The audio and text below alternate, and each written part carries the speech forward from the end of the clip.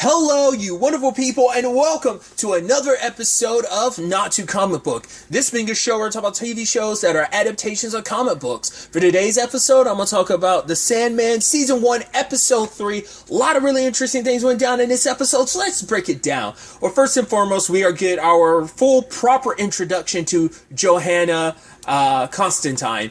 Which I think it's interesting because I was curious in the moment it's like, okay, she's in that bar or whatever, and she sees Astra. I'm like, okay, so she is just full blown like Constantine, obviously. I didn't know if like her story was going to be slightly different, but it's the whole Astra thing, which the timing's interesting. I mean, I guess it makes sense. I guess that story's always like at the heart of Constantine's story.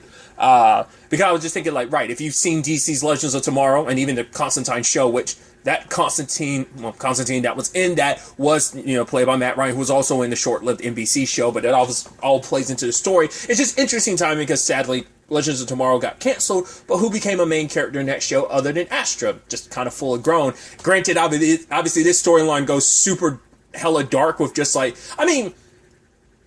because I'm curious about the different version. It feels like in this one they make Constantine a little more sympathetic. Because I thought my understanding was, and I think this is based on Legends of Tomorrow's, Constantine's story, the Arrowverse version. So I don't know if this is 100% to continuous to like most storylines, but Constantine's whole thing was like trying to make something right, and ended up using Astra as like you're my like, I'm going to use you just to kind of seal this whole thing up, put this demon away, but it's going to be okay, you're going to be fine. And in the process, everything gets completely screwed up and Astra's lost. In this one, it wasn't even her fault. It was other people got mixed up in this, and she tried to like steal a demon or something away. Astra came to help and got sucked away by this demon. And that was pretty metal as hell that like her arm the arm that like Constantine, that Johanna was like holding on to, got severed. That's enough to, like, the whole situation is going to fuck you up. That is going to add extra layers of fucked upness, because that was a kid that happened to.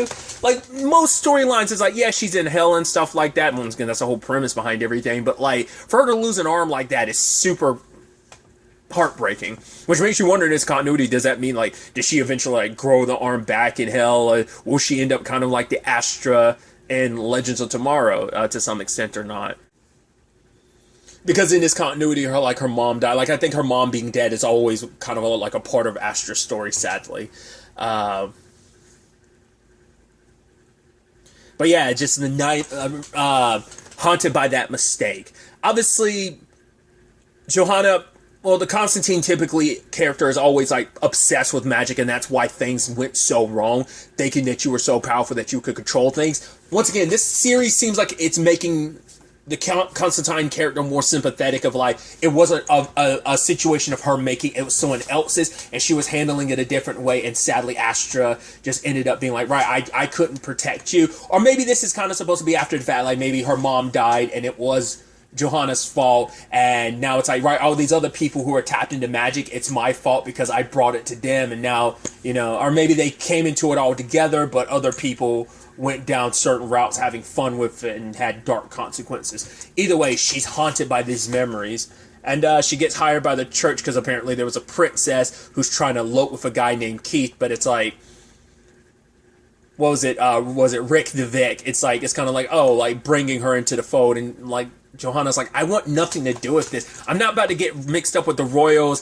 dead princess, pissed off the royals, like, and no one's left to pay me. Like, no, I'm not about to do that. Leaning it heavily into like, well, for one, hearing Jenna Coleman like lean into that very like very Constantine like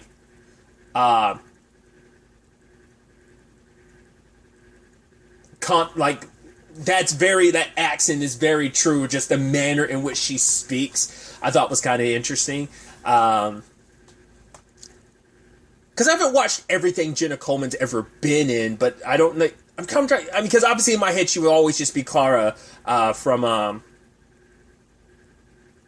Doctor Who. So like that's always going to be like the first thing I think of her. Like, what was her character's name? Was it Melia, or God? It's been so long from Xenosaga. was it like Melodith, or was it Melia? I don't remember. It's been so long. But yeah, like those will always be things that kind of jump out of my head when I think Jenna Coleman. Either way, tangents and all that aside. I really like that whole demon situation where it's like the moment, like, because like the moment the way the princess was acting, you're like, oh, is she possessed? But the moment Joanna's like reciting the Latin, it's like, oh, he's the one getting possessed. It's like, oh, she's not possessed. She's just like very like, oh, I want this to happen. Sadly, she was close to marrying a demon, but and it played it up too, him being like, oh, are you sure you want to do this and not have a big wedding and everyone there? It's like, oh, that's why you wanted it to, because it's like, I guess you can marry into the family and basically help possess all of them. I don't know how that whole thing works. Him kind of ripping through David. That's why I'm curious, like, what is the justification for that? Is it like there never was, not David, Keith. Was there never any Keith and it was always this demon and that was just the skin he wore, kind of like a snake shedding its skin? Or was Keith the real guy that you possess and now you've ripped him away? Like, do demons, when they're released, destroy the shell? Maybe because that's all it is. Like, the person's soul, everything that they were is gone. It's just a demon in their body now. So it's basically like a meat suit. That's all it is. I'm wondering, is that technically how that works? And obviously the demon, I guess it's like when we're talking in that lane of things, immediately recognizes Morpheus. Because she was talking to Hetty earlier, being like, oh yeah, Sandman is just a myth. It's like, when you study the supernatural and stuff like that, what makes you think what? But I guess it's like, right, the Sandman hasn't been around for 100 years, so of course you're just going to believe him to be a myth, a fairy tale like in the past, because that's all he's ever really been. But then also, like, he hasn't been active for 100 years, so yeah, I guess that would add to that fairy tale-ness of it all. But it's like, oh, you give me that princess, I will tell you the demon that has your helm in hell. But then it's like, all right, at the very least, don't send me back to hell. But like, she doesn't care because she's like, hey, I'm getting paid, so I'm about to make triple. But her and Morpheus talk because Hetty shows more respect. It's like, oh, I'm glad to have you back, Your Majesty. Because Hetty was like, yo, I know what I'm talking about. I'm like 280 years old, so I know what I'm talking about, you young buck. But yeah, these two definitely didn't get along because Joanna's in her own lane, and it's just like, oh, you want the sand back? It's like, oh, I did, because she could never open it, which I wonder, like, I guess you don't need to directly touch the sand to have it affect you. Even having the pouch in human hands, I guess, is too much. Or maybe at the very least, Johanna had magic to like protect her, like, I don't know, or maybe it seeks out something in people. And like, because as we get later on, we'll jump to it soon enough. But maybe like when you are kind of like lost in your dreams, like the sand kind of feeds off of that to some extent. It seems like they also are implying kind of like what I was thinking last episode, that each one of the items, the ruby, the sands, and the helm are. He says the sands aren't just sand; it's a part of me. So like, there are three manifestations of his power, like whether they're tools that he made or someone else made to kind of forge and represent his power. Him saying they're a part of him makes it seem like he did that to, I guess, never keep his power all in himself, but to always have like maybe keep some like checks and balances to himself that is all relegated to these three specific items. Once again, maybe I'm just thinking too much about it, but he also gets introduced to his new person, Matthew, who's voiced by Patton Oswalt, obviously, which I love. Patton Oswalt is getting these interesting voice roles and things related to comic book stuff. Obviously, like, he voiced the Deep's Gills in season 1 of The Boys. He even made an appearance this past season in The Boys as himself during that whole Imagine song situation. There's that. He voiced Happy on Sci-Fi, the imaginary unicorn, flying unicorn friend. And now he's playing Matthew, who he's like, I'm not understanding all of this. Lucien just told me to come here. It's like, Lucien isn't your master, I am. And it's like, she said you'd probably say that. But apparently he was human. He was like, yeah, I went to sleep, like, and I apparently died, and now I'm a bird. Like, he's like, I don't even have thumbs anymore. I had thumbs, and now I have these wings. So it's like interesting. So all of the ravens were once humans. I wonder how's that process picked. Does Lucien pick those people personally? Like, right, does she just pick recently deceased souls and is like, right, you're going to carry on as a kind of familiar of sorts to Dream, because Dream has to have a familiar, which makes you wonder, is that just apply to Dream, or does the rest of his siblings have like familiars to some extent? Also, it also implies and seems like Dream's the only, well, maybe Lucien can as well, but it seems like Dream is the only one who can hear him. At least Matthew didn't speak to Johanna at any point in time throughout the episode, so it seems like it might be only Dream can hear and understand it, just because that's how their whole deal, his deal with his ravens work. Ended up finding her because he ended up going in her dream, or more so the nightmare that was kind of haunting her. I did love that line of how dismissive of him she was when she was like, well, we could all do without some dreams. You want to save humanity and stuff like that. But it's like, yeah, haven't had a good night's sleep in a long time because of her dreams or her nightmares.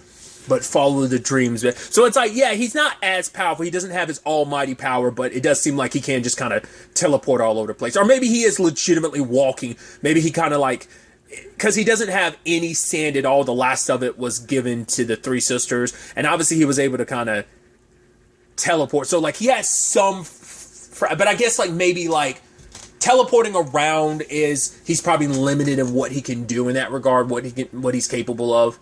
So, but it doesn't seem like he's just like, oh, like a regular human in any shape or form. It's like, it does seem like he is there is some like higher level power there. It's just not to the full extent it could be if he had all his items. But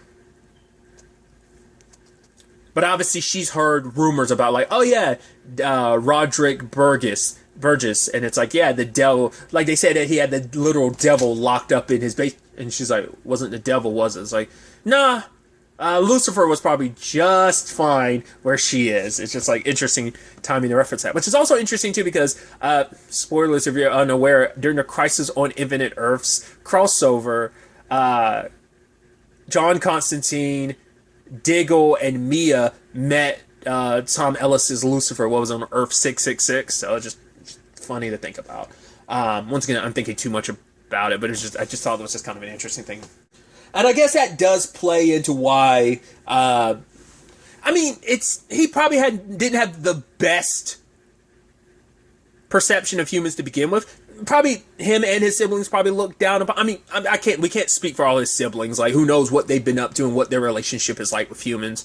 I think Death probably has a very interesting relationship with them, but, you know, each one probably has a very distinct and interesting thing for humans and kind of what humans do for them and what they do. You know, Dream being, you know, the Sandman, like, does probably, like, gives them a very unique relationship to humans in comparison to the others. I mean, obviously, like, him being locked up as long as he was, of course he's going to hold a grudge against humans, and that was even something that, Johanna had to say, that like not all of humanity is like Roderick Burgess. Like you're assuming like the worst in them, because even Matthew was like, oh, if I was them, I wouldn't actually give you what you want. They're not even thinking about you. We take out half the sand, sell it to the highest bidder, and then fill the rest that half in with like regular sand. And Matthew's like, that, I mean, to be fair, that's just me, and I wasn't the best person to begin with. So that's interesting. I'm curious what Matthew's circumstances were like. Who the hell were you then?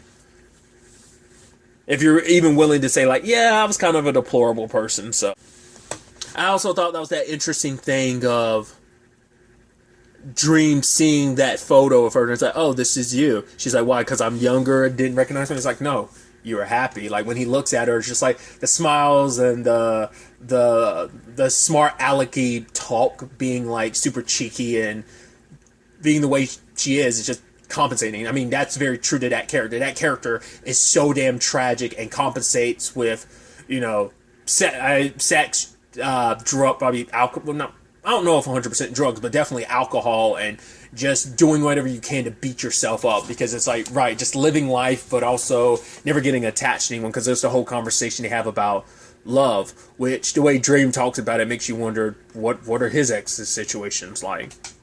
So it turns out Joanna left the sand at an ex's place, and you're like, that's actually super Constantine-like. And it's like, all right, well, which I also find it funny, like, I mean, it's a common enough name, and it's spelled differently, but it's like, oh yeah, you had an ex named Sarah. I'm like, oh, that's interesting. Once again, thank you too much.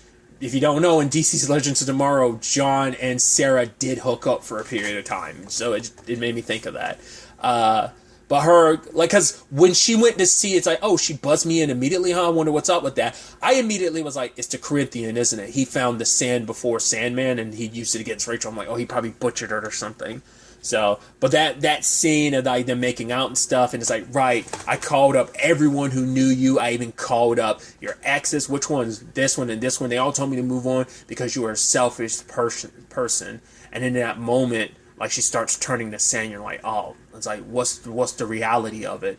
And I was scared, like, the one she's like, oh, is that you? I thought, like, oh my God, the Corinthian got to you. He cut out your eyes. But most people are usually dead by then. So I don't know whether he kills you in the process of cutting out your eyes or kills you first and then cuts out your eyes. Either way, I thought that's what it was, but it's the sand. Once again, I guess it's like, after the breakup, because it's been about 6 months, she probably at some point in time stumbled upon the sand, and she kept using it on herself.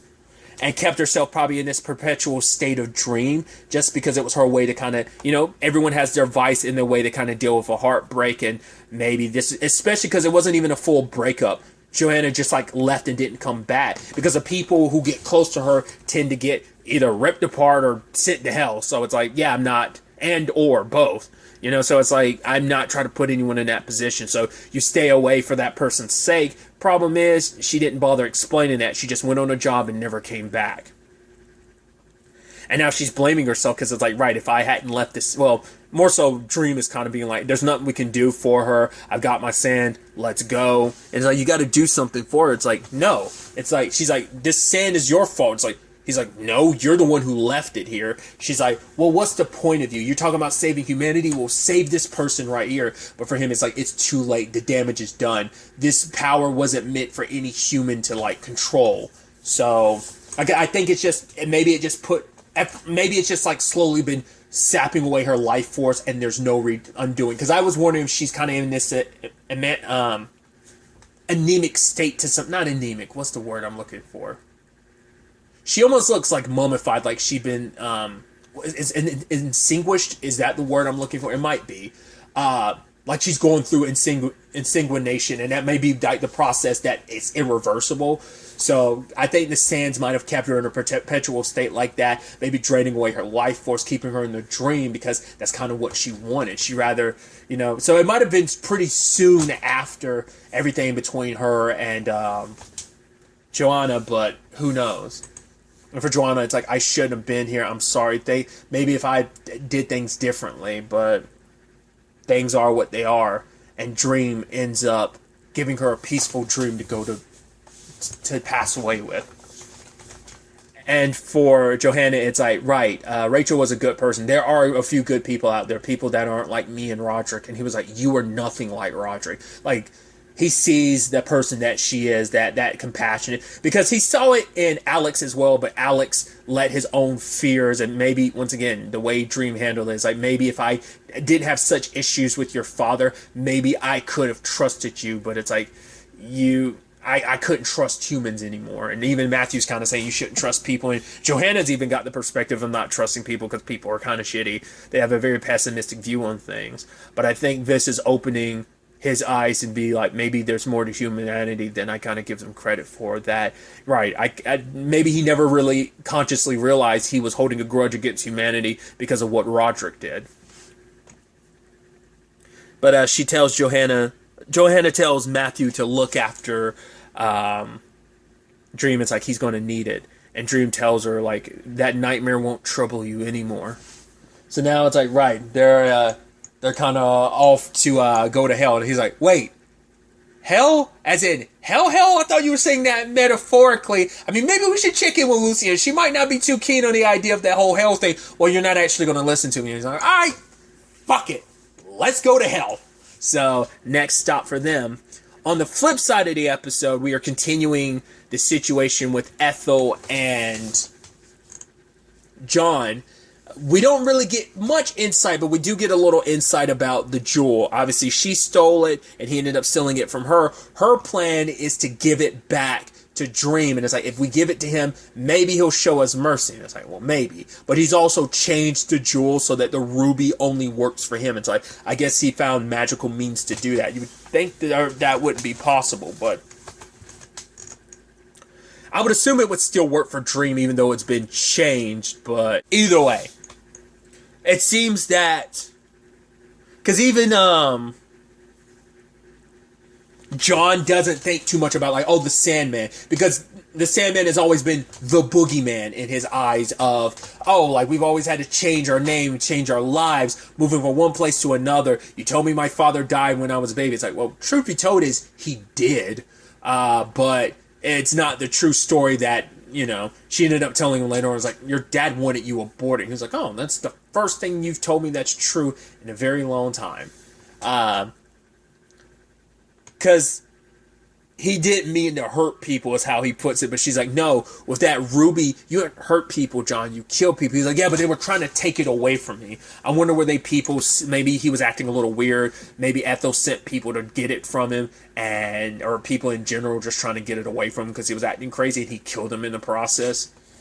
Either way, it does seem like the jewel kind of probably takes and contorts the darkness in you and kind of brings it more to the forefront. We'll have to wait to kind of learn the more ins and outs of it. But Ethel's trying to make up for the past. Tells him everything about what happened and the way around this. But despite everything, John can't believe her. He can't trust her. Because I guess after all this time, like, there's just been so much irreparable damage to their relationship after everything that's gone down, his upbringing, everything related to the ruby. So she's like, right, this thing that's keeping me alive and that nothing can hurt me, it will be yours. You can have it and you won't need the ruby. And you're immediately like, at first I'm like, is he playing her? But it seemed like he genuinely wasn't. But he's like, well, I can. It seems like that darker nature of his was always there, and his mom's death kind of was like, oh, I guess there's no one to hold me back. Plus, I'm fully protected. This thing kept her alive for 116 years. To be 116, and it's like, yeah. So now it protects. The moment that guy Sam was ready to shoot at him, or did shoot at him, getting ripped apart like that. And it's not like the Corinthian, because it's like, well, he's not human to begin with. He's a dream, so he got ripped apart, sure, but he popped back into the nightmare specifically. But he popped back into the world of dreaming. And humans go splat. It's like, ooh, I wasn't expecting they to get bloody like that. And it's like, huh, that was interesting. It's like, oh, he popped, or squelched, as people like to say. It's like, ooh. And then the other people got it too, and he happens to leave. And the Corinthians are like, hey, I'm just trying to make sure you're able to go where you need to go. Because it's like, right, if Ethel wasn't going to be the person that he needs, then it can be, at the very least, John. Because John has no idea. I guess Ethel never told him about the Corinthian. And maybe even if she did, he wouldn't recognize that that's who that is. It's sad that his mom made this sacrifice, being like, right, I give you this, you won't need the ruby. It's like, sadly, he's going to walk away with both. You know, once again, a mother trying to protect her child. It ends up in that conversation of, when should a parent just kind of give up on their child? How far will your child go before you're finally like, maybe I should stop protecting him? You know, or maybe the thought is it never goes away. It depends on the circumstances, I'm sure. But it's like, apparently he's killed some people and he's kind of not all there, but she's doing everything she can to kind of repair any damage from, once again, his upbringing. Apparently, like, the slow boyfriends that's kind of been in her life. She even said, like, right, the three, it's always been us. He's like, oh, your boyfriend? She's like, no, I meant you, me, and that ruby. Because she's the one that pulled it out every birthday of his and told him to make a wish on it. And she's like, maybe if I hadn't done that. But for him, it's like, no, like, the wonderment of it is what he looked forward to and lived for. But it's like, yeah, but it's probably little by little that Joel's been calling out to him this entire time. Like over those years, it probably called out to him more and more until he finally stole it. So, and he tries to say, like, I understand why you did all that you did, Mom. You still, because she's like, regrets even stealing those in the first place. But it's like, no, you did everything you could to protect us, protect me, to survive, you know, and I can't fault you for that. I blamed you as a kid, but now that I'm older, I understand. I can recognize that now everything you did was for us. It's definitely going to be interesting to see where everything takes us. The next focus of this show is going to be in the next episode is a trip to hell. So it's going to be interesting getting our first taste of Lucifer in this show, but also to see what Dream and Lucifer's relationship is like, and also what circumstances are like in hell, because obviously in Lucifer you got one particular version of hell, and what this version of hell looks like, and if there's going to be any correlation or any connections, and how maybe there's some of the concepts from Lucifer, because once again this is all kind of from the same original source material to some extent, that maybe some of those elements of how hell worked in that universe are going to correlate in this, maybe not, the whole guilt situation. So I'm excited to see where the next episode takes us going forward with all of this. But really, that's all I want to talk about. Until the next time we meet, be happy, be safe, live life to the fullest, and enjoy it. Good day and goodbye.